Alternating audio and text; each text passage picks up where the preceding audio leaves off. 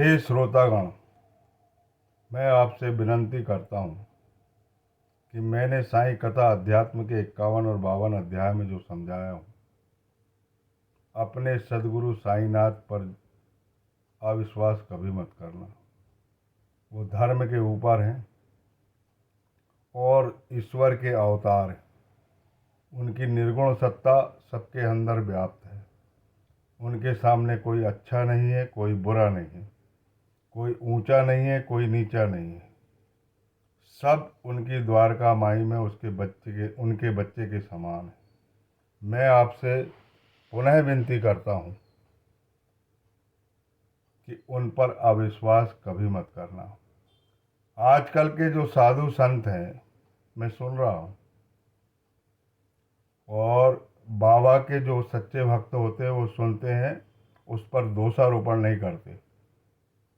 लेकिन मुझे आज खेद पूर्वक बोलना पड़ रहा है।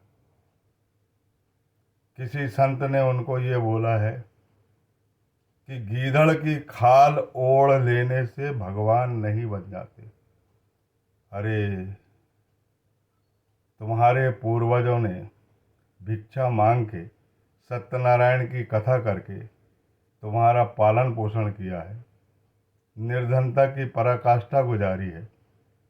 उसका प्रतिफल तुमको मिल गया है। तुमने अच्छी अच्छी पोशाक पहन के, लच्छेदार भाषा बोल के और भविष्य की गणना करके लोगों का भविष्य बताकर उनको गुमराह करने की कोशिश मत करो। मेरे साईं के खिलाफ एक शब्द मत बोलो। तुम पर आशीर्वाद है उनका। तुम जिस सन्यासी महाराज को बोलते हो वही साईनाथ महाराज है, और उसी की निर्गुण सत्ता तुमसे सारे धर्म के काम करा रही है। मुझे बहुत दुख होता है जिनके पास भीड़ है, जिनके पास लच्छेदार भाषा है, जिनकी जीवा में भगवान ने सरस्वती दिया है, उनके शब्द इस तरह के हो, वो निंदनीय है। इसलिए मैं हाथ जोड़कर प्रार्थना करता हूँ सभी संतों से कि कभी मेरे साईनाथ के खिलाफ मत बोलिएगा, नहीं तो वही दशा होगी जो पूर्व में संतों की हुई है। संत आशीर्वाद देते हैं तो खींचते नहीं हैं। जब पाप का पूरा घड़ा भर जाता है और ऊपर से बहने लगता है, तब वो अपना आशीर्वाद का हाथ खींच लेते हैं। इसीलिए सभी आधुनिक संतों से मेरा ये निवेदन है कि साईनाथ महाराज के खिलाफ में एक शब्द भी ना निकालें, तो बड़ी कृपा होगी। अगर तुम कोई दुख और संकट काटोगे तो मुझे भी दुख होगा, मेरी आत्मा को भी दुख होगा। इसलिए ऐसा ना करें। किसी गौरी गणेश वाले ने ये बोल दिया कि वो संत हैं, भगवान नहीं है। इनको ये नहीं पता कि भगवान की आत्मा है संत, और भगवान के प्राण हैं उनके सच्चे भक्त। संत और भगवान में कोई भिन्नता नहीं है। जो भिन्नता जानकर ऐसा बोलता है वो निरा अज्ञानी। तुम लच्छेदार भाषा का उपयोग करके, भावनात्मक भाषा का उपयोग करके, हृदय में भक्ति का बीज न होने पर भी अपनी बुद्धि और विवेक से लोगों को ललचाकर दक्षिणा ऐंठने वाले तुम मेरे साईनाथ को कभी नहीं जान सकते। मेरे साईनाथ सबके पिता हैं, परम पिता हैं, और सगुण रूप में शिरडी में अवतरित हुए। और सभी श्रोतागण से मैं निवेदन करना चाहता हूं कि जो मेरे प्रवचनों को सुन रहे हैं वो ध्यान पूर्वक सुने, कि मेरे बाबा पर दृढ़ विश्वास करें और श्रद्धा रखें, धैर्य रखें। एक दिन ऐसा आएगा कि आपके सारे संकट टलेंगे और मेरे बाबा ही आपके जीवन को संचालित करेंगे और इस भव सागर से पार लगाएंगे।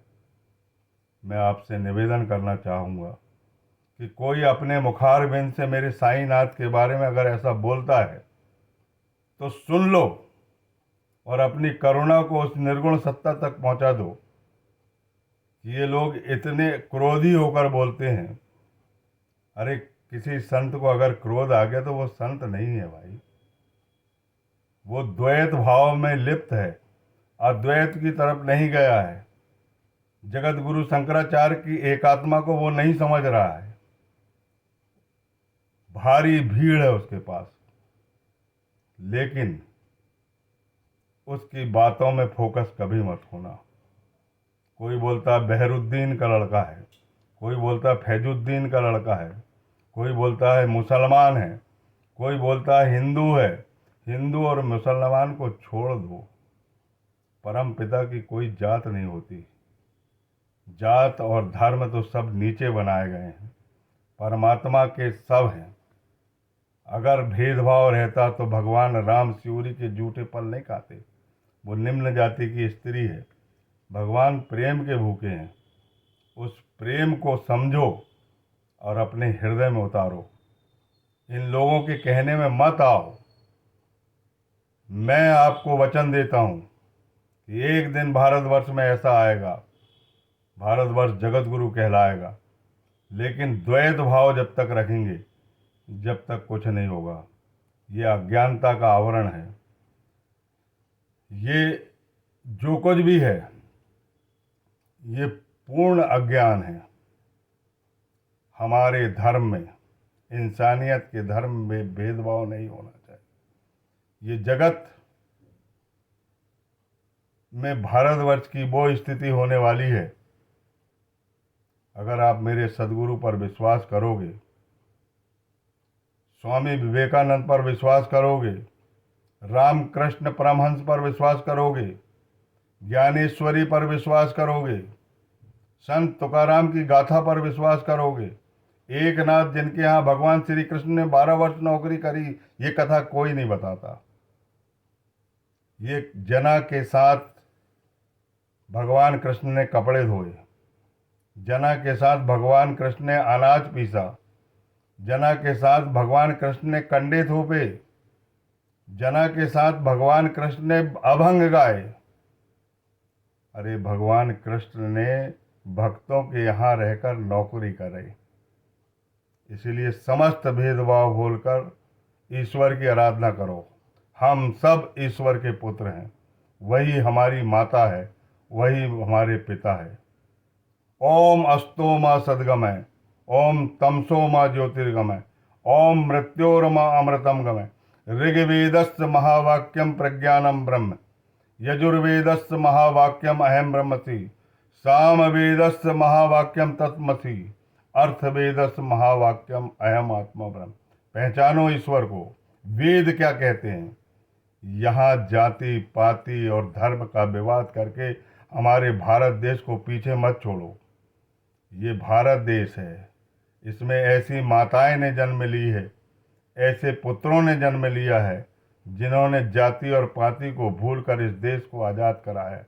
इसकी एकता को कायम रखने के लिए, इसकी राष्ट्रीयता को कायम रखने के लिए सब मिलकर एक होकर काम करो। सारे भेदभाव भूलो।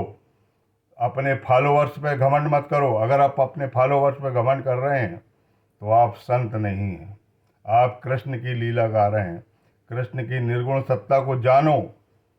ज्ञानेश्वरी में भगवान ज्ञानेश्वर ने कृष्ण अर्जुन संवाद में क्या समझाया उसको समझो और अर्थ जानो, और उसके बाद मुझसे शास्त्रार्थ करो।